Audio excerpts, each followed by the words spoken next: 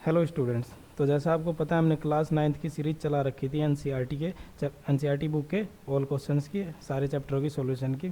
तो हमने exercise chapter first में एक्सरसाइज फर्स्ट 1.1 कर लिया था। उसके बाद हम आते हैं एक्सरसाइज 1.2 पे। तो 1.2 को बताने से पहले उसके पहले थोड़ी बेसिक चीज़ें कर लेते हैं। जैसे कि हमने पिछली चीज़ में थोड़ा सा कर लिया था, उसको रिवीजन भी हो जाएगी और आपकी प्रैक्टिस भी हो जाएगी। तो पहला था पूर्ण संख्या। पूर्ण संख्या के लिए मैंने बताया था पूर्ण संख्या कहाँ से शुरू होती है। पूर्ण संख्या 0 से शुरू होती है और वो आगे की तरफ यानी पॉजिटिव नंबर की तरफ बढ़ती है। जैसे हम यहाँ पर n डाल सकते हैं क्योंकि ये संख्या आगे की तरफ गमन कर रही है यानी बढ़ रही है। इसके बाद अगर हम प्राकृत संख्या की बात करें तो इसमें डिफरेंस बताया था। प्राकृत संख्या जो है वो सिर्फ 1 से शुरू होती है, 1 2 3 4, और ये भी आगे पॉजिटिव नंबर की तरफ बढ़ती है। पूर्णांक मैंने बताया था संख्या रेखा। संख्या रेखा पर जितनी भी संख्याएं होती है वो पूर्णांक कहलाती है, जिसमें कि इधर ये धनात्मक संख्या यानी पॉजिटिव नंबर और इधर नेगेटिव यानी ऋणात्मक संख्याएं होती है। बीच में 0 होता है। जैसे पॉजिटिव नंबर 1 2 3 4 और कुछ भी इस पे हो सकता है, -1 -2 -3 -4, ये आगे की तरफ होता है। वास्तविक नंबर बताने से पहले मैं इस परिमेय संख्या और अपरिमेय संख्या को बता देता हूँ। इन दोनों के मेल से ही वास्तविक संख्या बनता है। तो परिमेय संख्या मैंने बताया था जिस भी संख्या को हम P/Q के रूप में लिख देते हैं वो परिमेय संख्या होती है। जैसे कि कह सकते हैं जिसमें अंश और हर हो उसे हम परिमेय संख्या कहते हैं। अपरिमेय संख्या की बात करें जिसे हम P/Q के रूप में ना लिख सकते, सिंपल सी बात है। परिमेय संख्या जिसे P/Q के रूप में लिख दे और अपरिमेय संख्या जिसे P/Q के रूप में ना लिखें। जब परिमेय और अपरिमेय संख्या को दोनों को अगर मर्ज कर दिया जाए यानी मिला दिया जाए तो वास्तविक संख्या कहते हैं। वास्तविक संख्या अगर आपसे पूछा जाए तो उसे हम कहते हैं परिमेय संख्या और अपरिमेय संख्या। तो ये वास्तविक संख्या, परिमेय संख्या और अपरिमेय संख्या एक आकृति से समझाने की कोशिश करता हूँ। इसमें देख सकते हैं आप, वास्तविक संख्या एक पूरे संख्या को दिखाया गया है जिसमें परिमेय संख्या और अपरिमेय संख्या दोनों डाली गई है। परिमेय संख्या के लिए मैंने बता दिया है कि जिसे P/Q के रूप में लिख सकते हैं। जैसे इसमें P/Q के रूप में बहुत सारी संख्या दिख रही होगी, नॉर्मल संख्या भी दिख रही होगी, इसे हम 1 मान लें तो ये भी P/Q के रूप में है। और अपरिमेय संख्या देख सकते हो जिसे P/Q के रूप में नहीं लिखा गया है, वो पूर्ण वर्ग नहीं बनी है, तो वो क्या है, अपरिमेय संख्या। इन दोनों के मर्ज से यानी मेल से ही क्या बनता है, वास्तविक संख्या। इस आकृति के माध्यम से मैंने आपको समझा दिया है परिमेय संख्या और अपरिमेय संख्या किसे कहते हैं। तो हम शुरू करते हैं प्रश्नावली 1.2 क्लास 9th संख्या पद्धति। तो क्वेश्चन नंबर 1 से स्टार्ट करते हैं। प्रश्न नंबर 1 से। वो प्रश्न नंबर 1 क्या कहता है, नीचे दिए गए कथन सत्य है या असत्य है, मतलब ट्रू है या फॉल्स, ये हमें बताना है। कारण बताइए, कारण के साथ बताना है। अगर ये सत्य है तो क्यों सत्य है, अगर असत्य है तो क्यों असत्य है। तो इसके लिए हम बात करते हैं पहले पार्ट के पहले में। प्रत्येक अपरिमेय संख्या एक वास्तविक संख्या होती है। बोला गया क्या सारी अपरिमेय संख्या क्या वे वास्तविक संख्या में होती है। तो मैंने अभी एक आकृति के माध्यम से आपको समझाया था कि अपरिमेय संख्या के मेल से ही यानी अपरिमेय संख्या जो सारी होती है वही तो एक वास्तविक संख्या में मर्ज होती है यानी मेल होती है। अभी मैंने पहले आकृति में बता चुका हूँ कि सारी अपरिमेय संख्या वो वास्तविक संख्या में होती है, उसी तरह सारी परिमेय संख्या भी वास्तविक संख्या में होती है। तो इसी तरह हम इसे कह सकते हैं कथन सत्य है। सत्य है तो सत्य है तो क्यों है, क्योंकि सभी अपरिमेय संख्या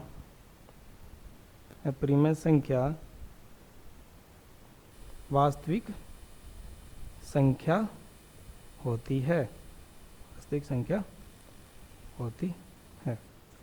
उसी तरह हम पहले के दूसरे पार्ट पे अगर बात करें तो लिखा गया संख्या रेखा का प्रत्येक बिंदु m के रूप में होता है जहां m एक प्राकृत संख्या है। प्राकृत संख्या बोला गया, क्या प्राकृत संख्या को सिर्फ हम m के रूप में दिखा सकते हैं, नहीं, प्राकृत संख्या को हम किसी भी रूप में दिखा सकते हैं। जैसे हम m भी दे सकते हैं, उसका नाम n भी दे सकते हैं, x भी दे सकते हैं, कुछ भी दे सकते हैं नाम। इसलिए यह कथन क्या होगा, यह कथन असत्य होगा। तो यहाँ पर हम लिख सकते हैं प्रत्येक प्राकृत संख्या को हम किसी और भी बिंदु से दिखा सकते हैं। हो गया। तो इसके बाद हम बात करें पहले के तीसरे पार्ट पे, तो बोला गया प्रत्येक वास्तविक संख्या एक अपरिमेय संख्या होती है। अब बोला गया, इसमें थोड़ा सा डिफरेंस समझिएगा, पहले कथन में और तीसरे कथन में। देखने में तो लग रहा होगा दोनों ही सेम है, मगर दोनों में फर्क है। बोला गया प्रत्येक वास्तविक संख्या अपरिमेय संख्या होती है, मतलब कि ये सारी वास्तविक संख्या, मतलब ये सारी वास्तविक संख्या क्या ये अप्रिमेय है? तो आप देख सकते हैं, क्योंकि वास्तविक संख्या में एक परिमेय संख्या भी मर्ज परिमेय संख्या भी आती है, तो परिमेय संख्या तो नहीं है, इसने अपरिमेय संख्या से तुलना की बात कही है, तो इसलिए हम कह सकते हैं कि सारी वास्तविक संख्या अपरिमेय संख्या नहीं होती है। उदाहरण के लिए हम दे सकते हैं, तो ये कथन क्या होगा? असत्य, क्योंकि वास्तविक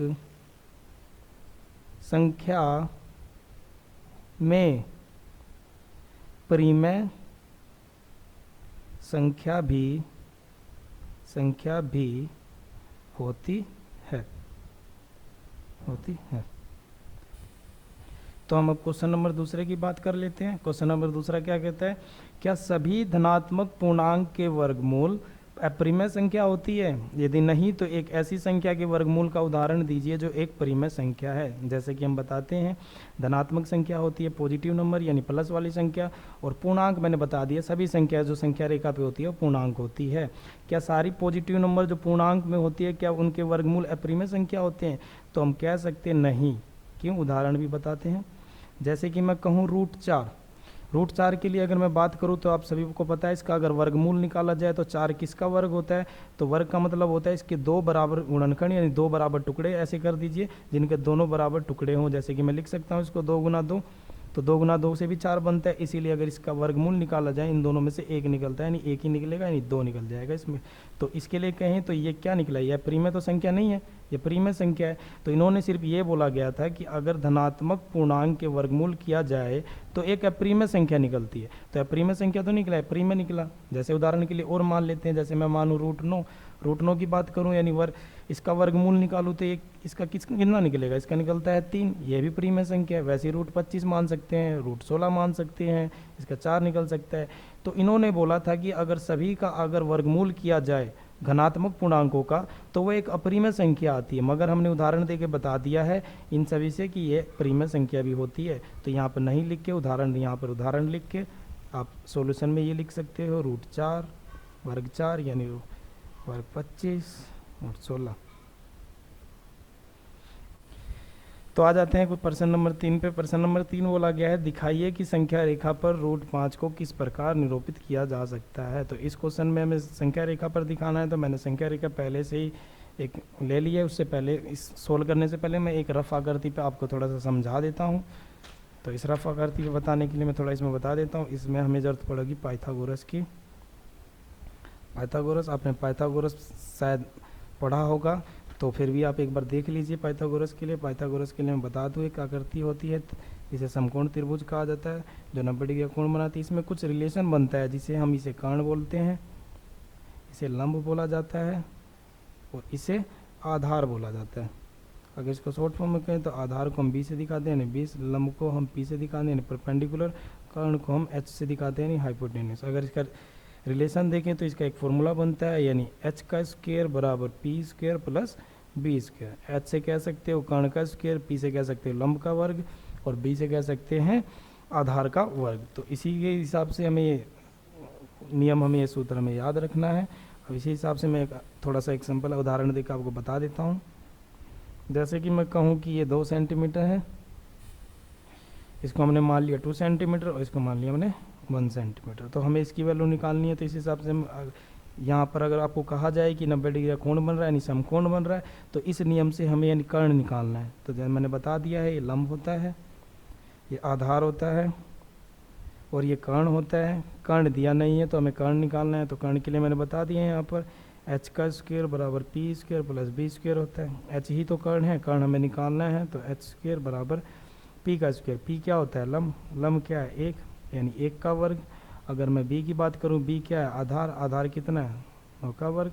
तो 1 का वर्ग कितना होता है? 1 होता है। 2 का वर्ग कितना होता है? 4। वर्ग का मतलब उसी की संख्या को उसी से मल्टीप्लाई करना है। जैसे कि मैं बता देता हूँ यहाँ पर, जैसे 2 का वर्ग निकालना है तो संख्या थी 2 और उसका ही वर्ग का मतलब उसी को ही रिपीटेशन यानी 2 बार उसको मल्टीप्लाई कर देना। 2 2 जा 4, तो ये हो गया 4 और ये आ गया 4 1 5। ये h स्क्वायर, मगर हमने देखा कर्ण जो होता है सिर्फ h होता है, h होता है। हमें h का वर्ग नहीं निकालना है, तो सिर्फ h निकालना है। तो ये वर्ग हमें हटाना पड़ेगा।